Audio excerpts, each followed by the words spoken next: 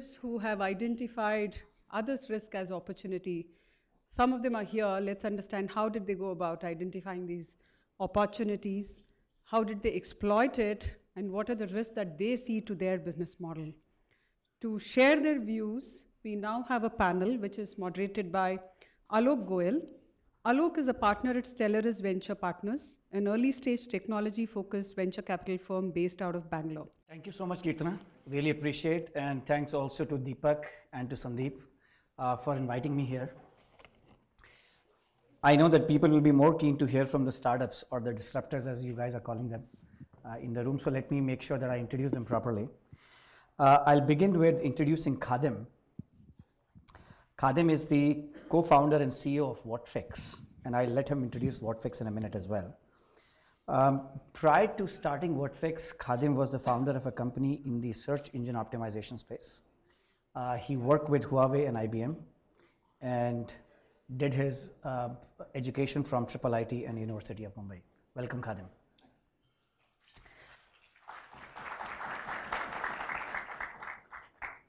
Next, I would like to invite Raghuram Talluri.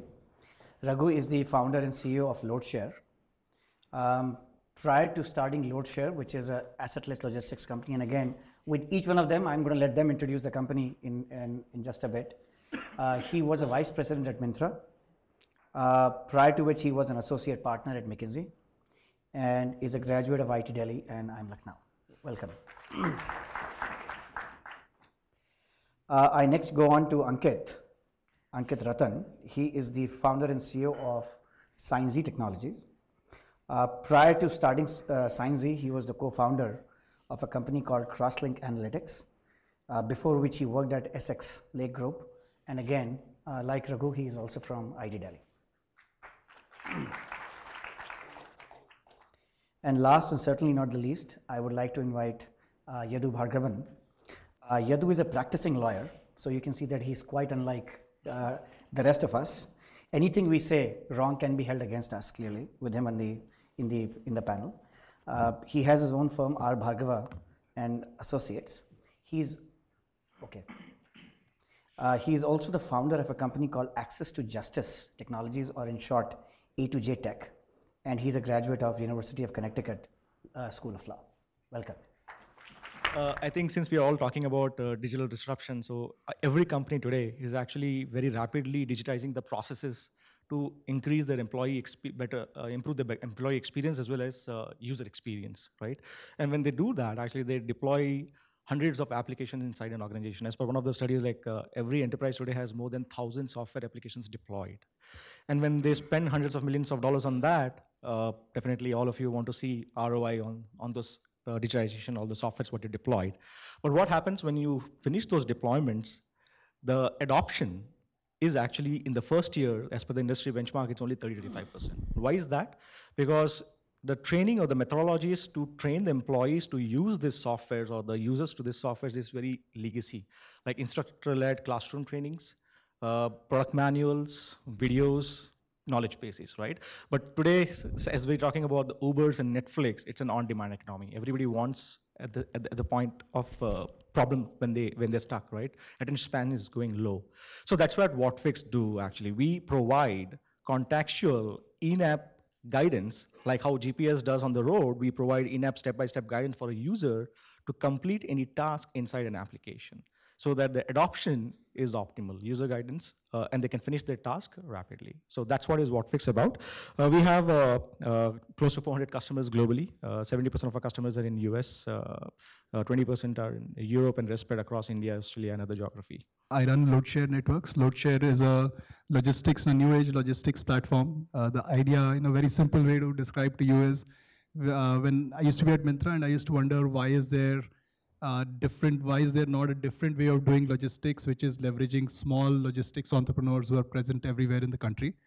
And can we actually work off the strengths that they have and put on a layer of things that they are probably missing, which is one, on technology, two, in terms of an ability to generate demand for them, and three, in terms of helping them manage their operations in a much more professional manner.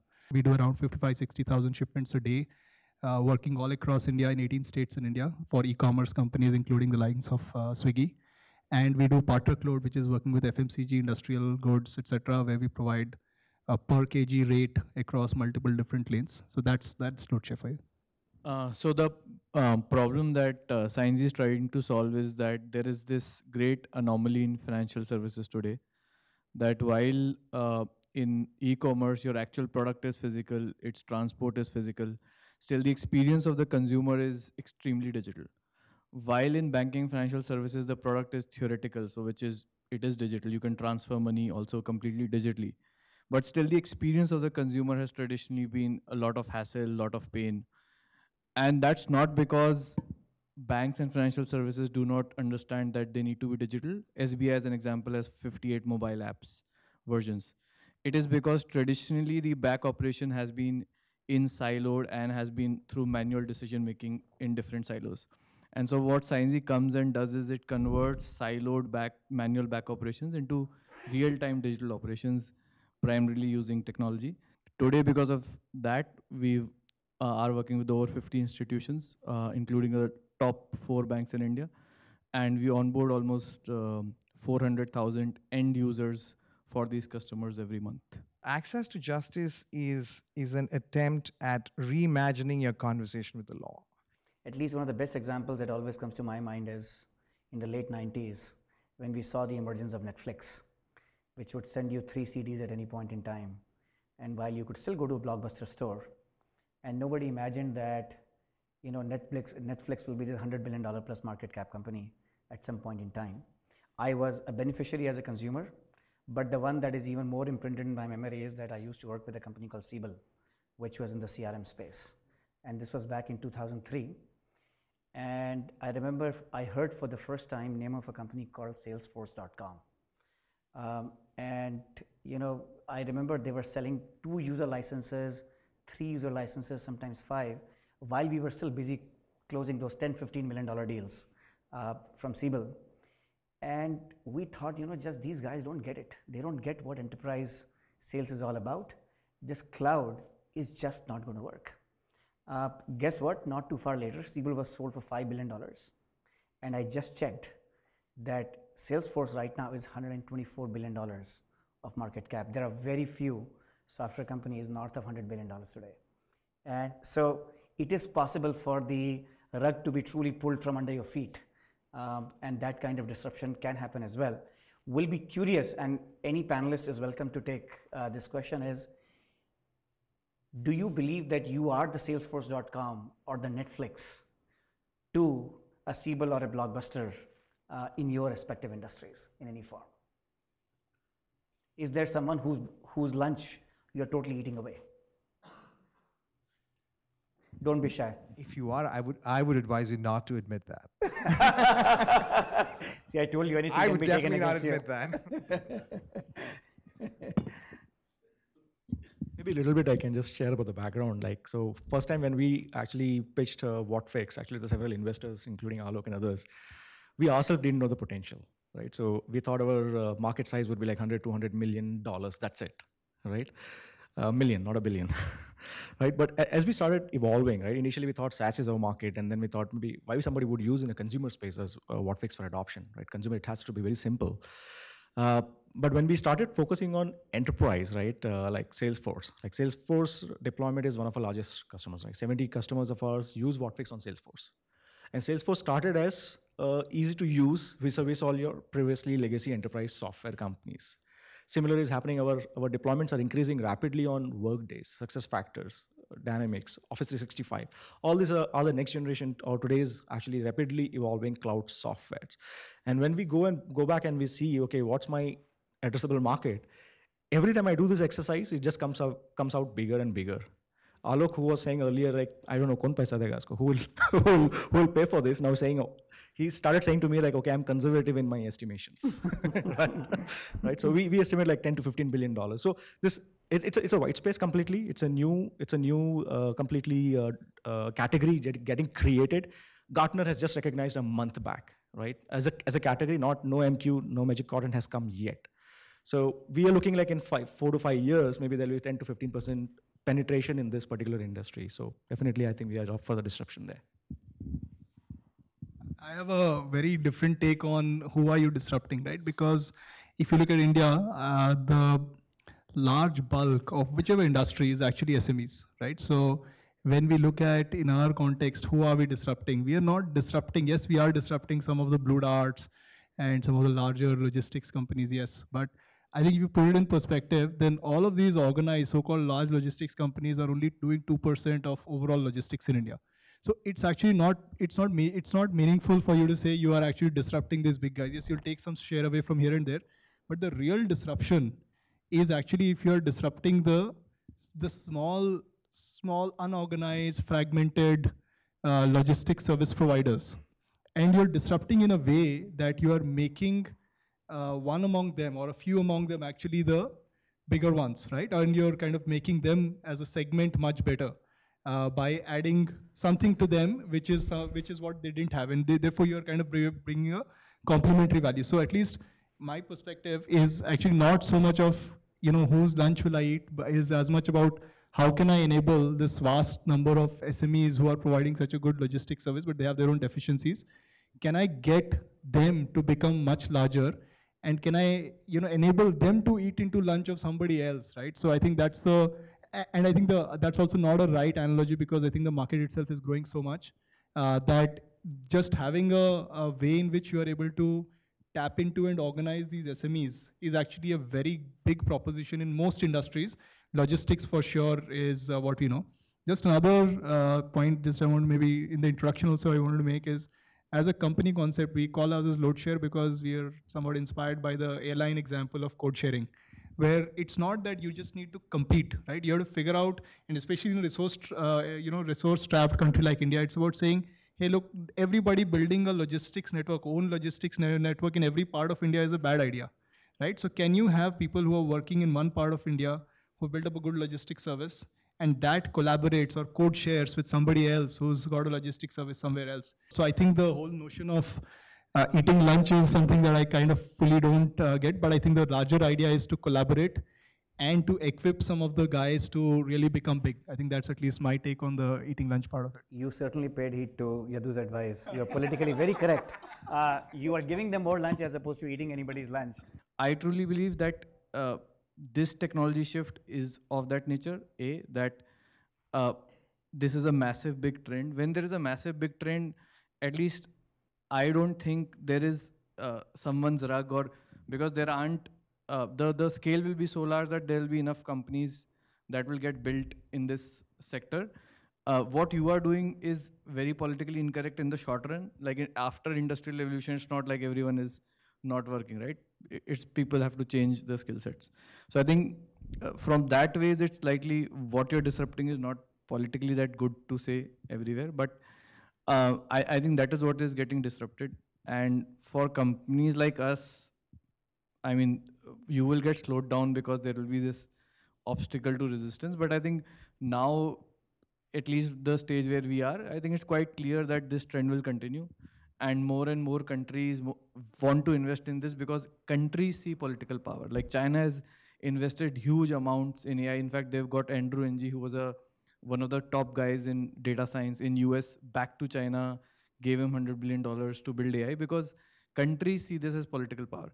So I think from that point of view, I mean, this is going to be a big disruption, not only as companies, it's going to be bigger than that. I think it's going to play at a global scale. I think to what Nandan was saying, some of these things like payment data being in India and stuff like that, I think AI will also play in that range. In fact, in US, there are a few laws, interesting, nobody knows, where a lot of their AI algorithms, they cannot export outside. Because actually US believes that some of these algorithms are strategically important from defense point of view. So I think, I want to get a little bit more specific then. Yeah. See, in the last 20 years, India has created a vast machinery of BPO, right? Beginning mid-90s, we have created that. Amongst the many segments that BPO addresses, one of them is around, and I'll take a few examples, what you do, which is KYC. There are many BPO companies with multi-million-dollar contracts just in KYC. Take something like automotive claims assessment, right? There are vast armies of people who are sitting in India serving some American company on these automotive claims assessment. You could argue that Some part of it or a large part of that today, tomorrow can be done by machines, and that technology is being provided by companies like yours. Do you believe that there is a significant threat to the BPO industry with what you're doing? Or companies like you are doing, sorry, is what I meant. Yeah, so again, like the way I think is rational and creative. So, for example, if there is sales, I don't personally see a lot of people have belief in sales chatbot. I don't have personal belief in sales chatbots. I believe all creative functions are not as easy to replicate because they don't have a pattern. For example, if somebody loves a cat, that guy loves a cat. It's not like everyone who loves a cat has to be sold, right? So it's like, so I think creative functions will stay because they're very individual specific, individual to individual. In fact, I am very against chat. It's interesting, in fact, that Amazon doesn't use a chatbot. So the first vertical is how do you reimagine administration of justice? So if you go to any typical high court or Supreme Court website, there's an e-courts committee, there's people are trying to do with e-courts. But typical of .nic, they are slow and they're cumbersome, and they're not necessarily the most intelligent with respect to UX and so on and so forth, right? But if you look west, people are doing some really interesting things. You can take Amazon, for example, or Uber, right? If a driver charges you in spite of not showing up, right, and you hit that button, you need not necessarily get a judge who will adjudicate on whether the driver showed up or not. It's an algorithm that says he didn't show up because I know that he didn't show up. You can do the same thing so long as a whole lot of your stuff is digital, right? So that allows you to make administration of justice a lot easier. The second vertical is lawyers, right? And this is a tough one. But what's interesting is some of the big law firms have jumped onto the bandwagon. So Dentons is one of the largest law firms, and they have the largest incubator. And they run this program every year now for the last 4 years, where they have hackathons where they get lawyers and technologists together, and they say, identify a problem, let's make some sort of POC, and let's just see if we can graduate this. And Dentons has done this for 3 years, and they have like 3 or 4 products which are now companies by their own right. And most of these products are in trying to analyze reams of data and try to predict how your case will go, right? So that's the second part in how you're trying to reimagine lawyers and their relationship with the law and their relationship with their clients. The third silo is how does law directly interact with the consumer, the citizen that is promised. So if you look at law tech, there are innovations and changes happening in these 3 verticals, and they're happening different things are happening, and I can spend time talking about it.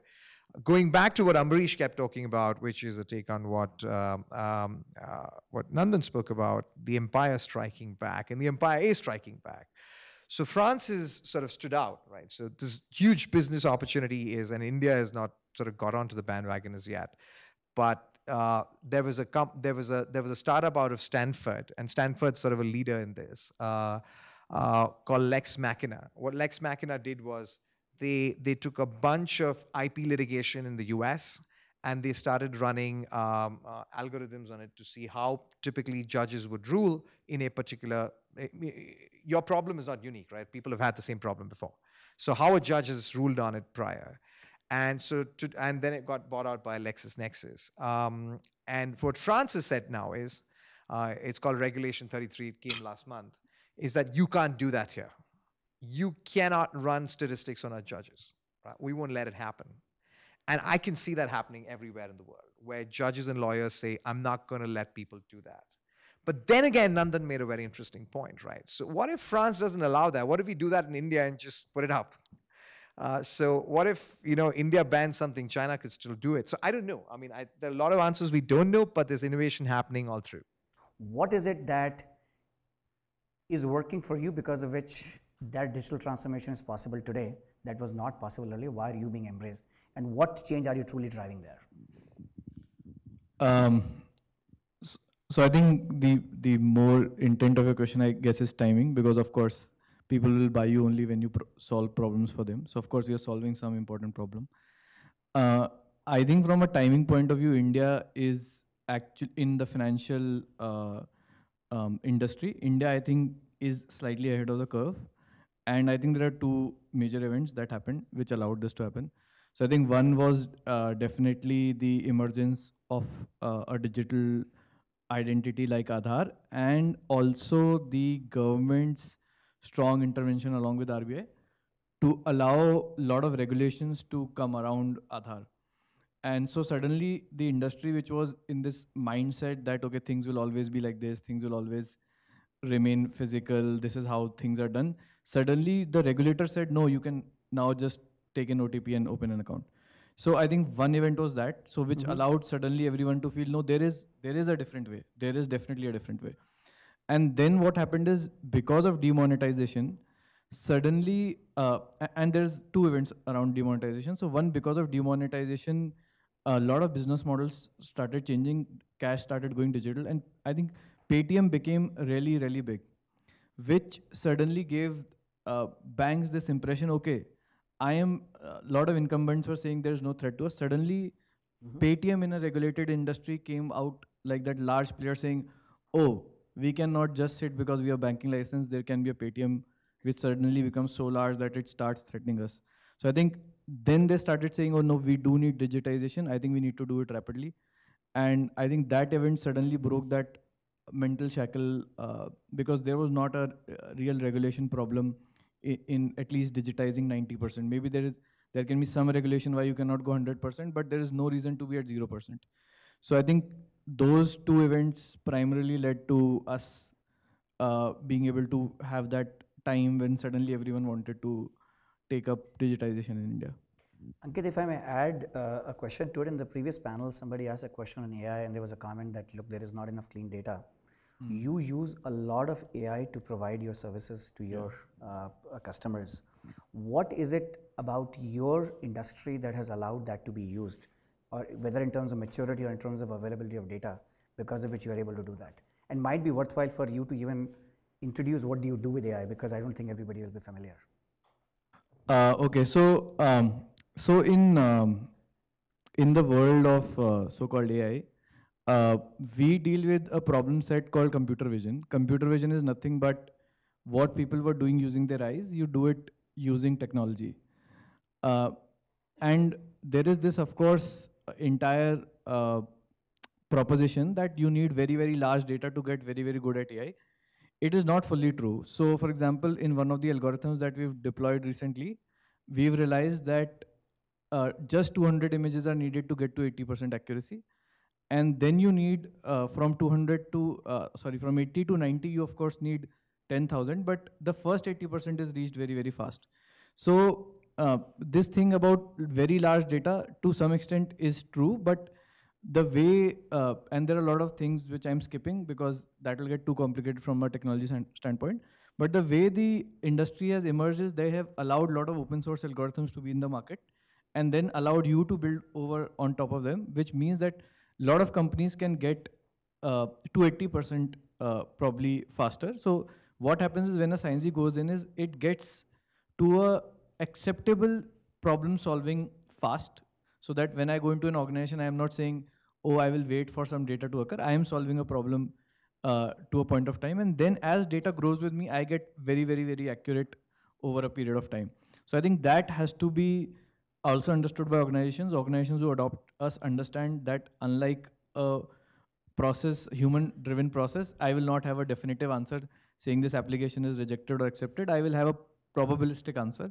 And I will then have to deal with what I do with a probabilistic world scenario. I think that is a psychological breakthrough which a lot of banks, even the regulator to an extent, is worrying. So there is a lot of discussion on video KYC as an example, where the regulator actually is taking a very, at least what's coming in the newspaper, is taking a very archaic kind of stand, which is again coming from this mindset of, oh, as long as there is a human, I will accept it. As long as the technology is probabilistic, I have a lot of risk. So I think this mindset will evolve over a period of time, but companies like us who are in at least AI space have to demonstrate a problem solving and then go and work with people who are ready to, Got it. Raghu, unlike Sciencey, you work with what at least I would think of as the old world trucks, a lot of labor, loading, unloading of stuff. You talked about remote parts of the country like Northeast.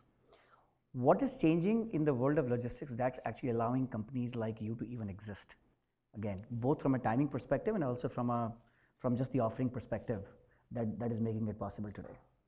So I think what's happening is there is a supply chain revolution that is happening at even the conventional companies, where I think at a board level, people are saying, inspired by what they are seeing of how supply chains of e-commerce companies have shaped up, right? Saying, why are we also not getting there, and why are we not kind of reaping the benefits of all the cool things that's happening? So, and if you go back to the e-commerce revolution on the supply chain itself, where everything is, you know, digitized. When you order from an Amazon or a Flipkart, you know, this is exactly how it's coming. You know, there's a message that comes, sir, I'm going to come and deliver to you at this time. There's so many things that are kind of moving to the next level. People are talking about drones and all that, but that's a distance away. But on the conventional side, what we are finding is there's a lot more openness and a lot more kind of understanding of this is important and this is critical for success. So the incumbents in that sense, the FMCG companies or the consumer durable companies, they're all saying, look, I understand that supply chain now needs to be different, which is how the e-commerce companies, when they started 5 years back, there was no company who was providing them a good experience, so they built it out all on their own. Now there's an ecosystem that's developing, and the larger clients or the larger FMCG, all of these guys are saying that, look, we want to also be partnering and explore how much we can do while not breaking our old guardrails of cost, right? I mean, that remains sacrosanct, but I think what happens is it doesn't mean that if you're putting in this technology, it means actually more cost. This is a technology that is helping them reduce cost. I'll give you a simple example. When, for example, we work with a company that basically does large boxes. It's called Multiple Things, Home and Kitchen, all of these things. They transport from point A to point B. And they used to say, look, I'm giving you this, yeah, you run it as a full truckload. We went back to them and said, look, you know, if you're doing it as a full truckload, you don't know, sometimes you're not fully using the full space and you're not getting full value for the money. And it takes 4 or 5 days for you to consolidate, for you to make that full truckload. Can we do it in this manner that we will actually take from you, let's say it's 5 tons, instead of waiting for 5 days for the 5 tons to accumulate, can we take 1 ton and take it from point A to point B? And what we do is we take a truck that is 3 tons and we say 1 ton is base load coming from this company. And on top of it, which covers for the cost, and on top of it, we put on other clients, overlay other clients' demand, that now converts the proposition as a win-win for everybody, right? The client gets a better service level. The client gets the same or better cost. As a transporter, I now make more money than I would have if I were just providing an FTL service. So these are all things that are coming together. One is just the way of thinking has changed. A way of thinking has changed inspired by e-commerce. Way of thinking has changed because the ecosystem is developing and there is data and visibility that is being provided. GPS is now a commodity service, right? So these are all things that are coming together, which kind of makes the old world much more, or the incumbent, more traditional companies also absorb and kind of use the new logistics models that are coming up. Got it.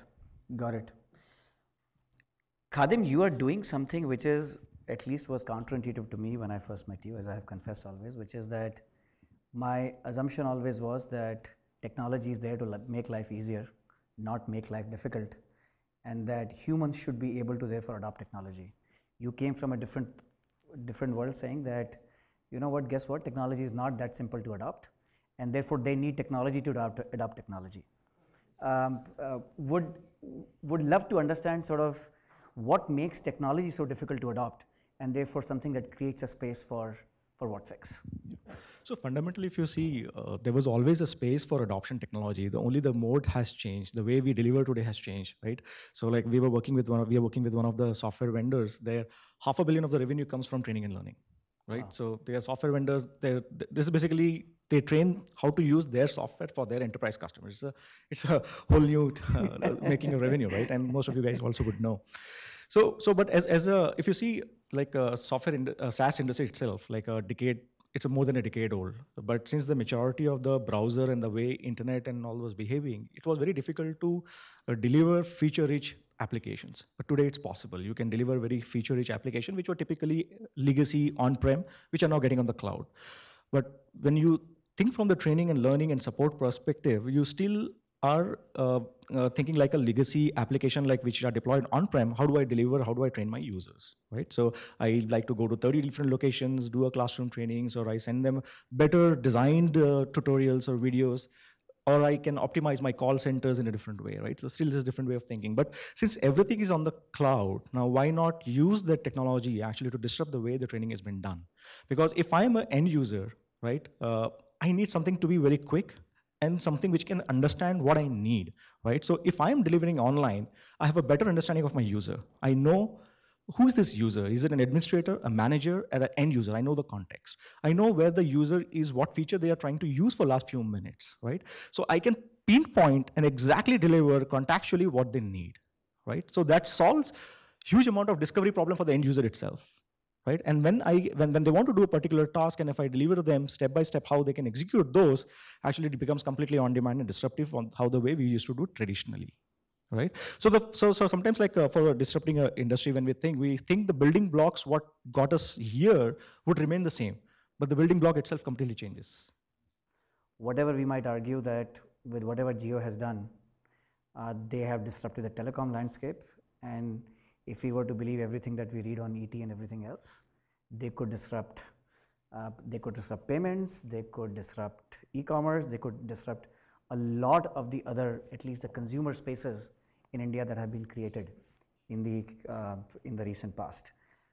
For any of the panelists, again, I'll be curious to hear that, do you find yourself that while you wanted to be the Netflix on one side and Blockbuster was these big guys, do you believe that there is a threat to your businesses as well because some of these so-called empires are striking back, or there is a reasonable possibility of them striking back as well?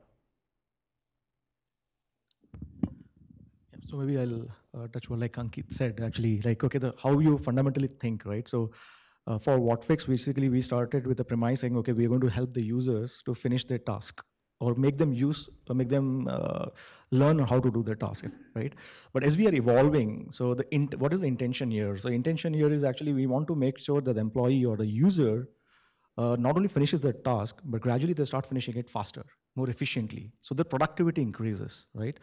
So if we keep sticking to our initial goal that, okay, we're just going to help the user, and somebody else comes in with a much more deeper, maybe a lot more data and much more intelligence over it, and they makes the employee or the user finish the same stuff much more efficiently, and we will get disrupted. Let me be more specific. Do you believe, you said that when large software companies deploy their software, users are not able to effectively use them, they come to you for help. Do you believe that the large software companies could change the game and make you irrelevant? Again, so some of the companies have started realizing actually, right? So both from the SI side, which implements the large enterprise softwares, as well as the software vendors. So some of them have started partnering with us. They realize this game, okay, that they need some kind of an adoption product like WhatFix, and so they are taking us to market to their customers. But again, if individually I see, okay, one of the large software vendors can think, okay, I can disrupt WhatFix or something similar from my specific vertical. But if I see for the end users, like I was quoting one of the study, like every enterprise is having more than 1,000 software applications deployed. Symantec did the same study a couple of years back, and they said 500 employee company has 125 plus software apps, and that's increasing, right? So each individual user has an access maybe to 30 to 40 applications on a daily basis, right? So when I start interviewing the users today, for last few quarters, the new things what we are learning from them, they don't even want to log into the applications. Can they get the job done without even logging to them? Because 30 to 40 applications, I don't want to even remember, right? So there are different ways. I would not say somebody can disrupt, somebody will not disrupt, but there are several ways to attack the same problem, right? The fundamentals itself can differ. To the incumbents, the biggest risk are the disruptors. What is the biggest risk for every disruptor? So I would want to hear from all of you, including Alok, you too. I think that's a very easy one, so I'll take a quick shot at it.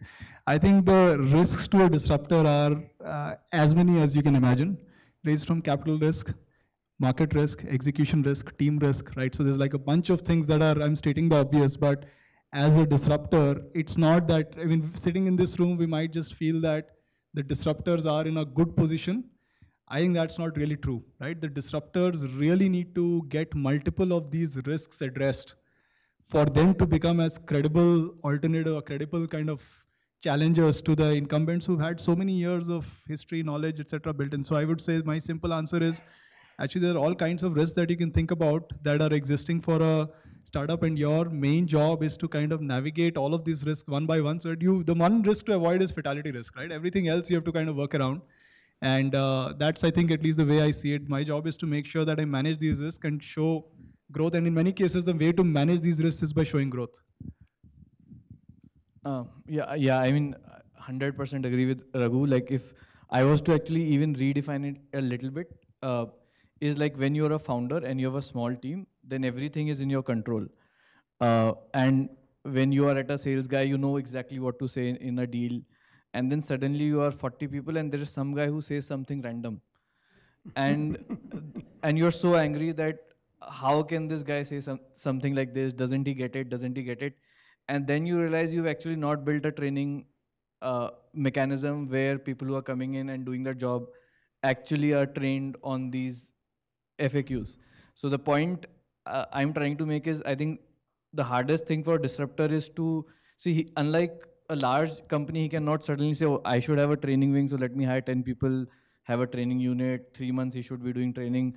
He cannot have the same infra, so he has to continuously figure out, as I'm scaling, this I should do, this I should not do, because I don't have infinite capital, I don't have infinite time. And so I think that scaling navigation, that as you know exactly what scaling looks like. So you exactly know what a large company looks like. You know that. It's not like you don't know what scaling looks like. It's just that you cannot be there because of your cost and time constraints. So how do you scale this navigation? At that, what step, which part should you actually be building is, I think, the biggest risk. That if you get that wrong, suddenly, while you have 10 salespeople, you're not winning deals because some part you had like totally missed, which you should have done. So at least I feel in our, at least the stage where we are in business, that is one of the biggest risks. So just to add, I think they've covered most of the stuff, right? So startups' advantage at the early stages, like they're nimble and quick, right? So they can keep iterating, they can keep figuring out new ideas, and they can validate those quickly. For the incumbents, whatever startup is doing in the early stage, it's too insignificant. Like if a company is $10 billion in revenue and the startup is like a couple of $1 million, it doesn't move the needle. They need something which can actually add a couple of $1 billion to their revenue, right? But by the time this startup is nimble, quick, and if they keep on experimenting and they start growing, I think it's already like there are a few $100 million or maybe tens of millions of dollars. They become even bigger, right? So startups become bigger, and then they have that disadvantage what incumbent has, right? Had actually earlier. Like they can't actually now start experimenting. They can't actually start innovating, right? But in that particular segment, actually they have done well. So if somebody has to disrupt them, it's not by replicating the technology. That's hard. I think they'll have to come up something which is totally fundamentally different. I think the only thing to add is it also is very industry specific, right? Of course, you have all of these organizational problems, capital problems, nimble problems. But if you have regulation in the mix, usually the incumbent has a lot more power so far as the regulation is concerned, right? So for example, take if you want to reimagine law, right? And you have a bunch of lawyers and bar associations that tell you, no, that's not good. And it's happened in the United States. LegalZoom, who got funded, I think, $1 billion or $500 million, was shut down in a bunch of states. And there were cases filed against them saying that you're actually engaging in the illegal practice of law. If you look at insurance, there was the panel prior talked about, let's take life insurance, for example, as plain vanilla. But the challenge is that you can't just get up tomorrow and build up product and price it whatever you want to, right? The regulator is going to come and shut you down. So when you're a deeper pocket, you perhaps have the regulatory risk better covered than when you're a disruptor. I think as a disruptor, you have better ideas and nimbleness. And you have the ability to look at it afresh because your cost structure are fundamentally different. Since you wanted me to answer as well, even though we are not a classical, typical company as well, I would argue that in many ways we exist because there is risk. We thrive on risk. We are in some ways underwriters of risk for companies at a very, very early stage. There are many people who want to take exposure to high risk, high growth assets, and that is what we are providing. Our risk though really is that if we build a portfolio of 20 companies and guess what, none of them strikes, then we are toast. So, I mean, ours is a business, unfortunately, where we are mostly wrong. Every 10 companies we invest in, only one works. So 9 were wrong to begin with. Out of the 1,000 that we did not invest in last year, guess what? There'll be several unicorns that will get created. So in general, we are comfortable with being wrong, with making mistakes. That's what the business is. But sometimes if you get too skewed that an entire fund goes by and you had no hit in that fund, then we are clearly history. We do have some structural risk also, in the sense that there are economic cycles that can show the vintages of fund. So you will see, for example, if anybody started a fund in 2005, 6 or 7, by and large, they have performed very, very poorly. Because the downturn of 2008, 2009 doesn't matter how good your deal flow was, doesn't matter how good you were at judgment, but the reality is that your portfolio will get totally screwed. So there are some structural risks, but that I would argue is a risk faced by pretty much everyone. I have a agreement with Ankit and I have a disagreement with Ankit. I think agreement is that yes, we are small. Therefore, if suppose tomorrow, a large incumbent says, hey, I will spawn off a different unit in my company and I'll think of it like a VC investment, right? I'll put VC money behind it and I'll operate it like a very different DNA than what it was earlier. Then yes, can they catch up? Of course, because they have the whole institutional mechanism that is at their disposal. They have the knowledge of so many years of operation. Yes, so therefore that disruption, while we are small, therefore we are very liable to disruption by the incumbents. I think on the other hand, so while this is one overall statement to make, on the other, the counter of it is also that it's not that they are not aware of all of these things, right? It's just that in many cases, this is a very hard call for them to make, saying it's what they call as the boiling frog syndrome, right? Where it's happening at such a pace that, okay, there are changes that are happening, they've not reacted. The changes that are happening, they're not reacted. And at the point when they really should react, I think by that time, some of the muscle is lost for them to do it, right? So I think that also is what we are seeing some of the older established companies. So I think this is one kind of overall, I'm giving both sides of the coin in speaking in this way. What we've been doing is just to be conscious. We are extremely conscious of it, right? And we are saying that, look, we need to be conscious that as we work with some of the larger guys, let's say if I work with a captive unit of a e-commerce provider, e-commerce company, they will use me till a point, and at a particular threshold, they will say, hey, why do I need to pay this guy and get some, leave some margin or value on the table? Why don't I insource it? So that's a real risk, and that keeps happening. And therefore, we are very conscious that let's not kind of go down a path that we get trapped in this situation where we're working with somebody and then that guy suddenly says that you've reached a particular scale that now or this particular business that I'm giving you is something that I can do better. So what we've done is kind of go and diversify and look at other segments to play in. And if the space that you're operating is large enough, there are multiple micro segments. There'll be some segments, or not even just micro, there'll be multiple segments where there's a segment where you're losing something because the incumbent has stricken back and or struck back and got his, is kind of pinned you down. You have to then be smart enough to say, let's figure out another segment where so the incumbent in that segment is a little behind, so that then and by doing so, you've hopefully, right, if you play all your cards right, then you get to a point where you've kind of established yourself that you are as relevant or as strong as that incumbent. So that's the belief and that's the hope with which we are working. I want to thank all the panelists for being here and also Infosys for inviting us to be here. Thank you. Thank you, Alok, and thanks all the panelists.